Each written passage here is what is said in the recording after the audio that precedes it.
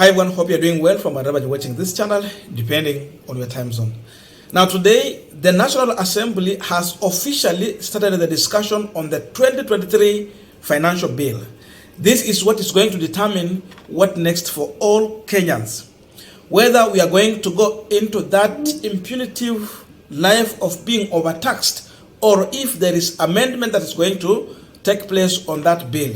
So members of parliament have a chance to discuss about this bill, and indeed they have the knife to make a decision whether they will stand with the people or if they are going to betray the people and stand with one William Samuel Ruto, a man who did not even vote for them.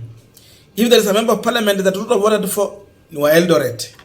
But in other areas, ask yourself, nani alipigia mbunge mgani kura? So in as much the discussion has kicked off, several activists came together and they staged a demonstration from the Nairobi CBD, and they were heading to the parliament, that's the National Assembly. And on their way, there was a lot of disruption.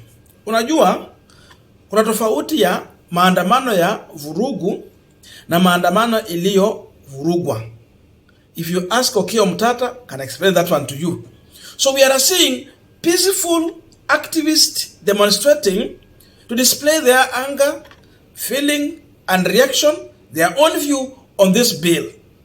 But then we see William Ruto, who is so much determined to have his way, instructing police officers in uniform using tear gas to go and disrupt people who are doing a peaceful demonstration, which is actually protected in our constitution. We are allowed to demonstrate, to express our feeling. We are allowed to come together, associate. But they were disrupted. The question is, this is just day one. What's wrong with Ruto?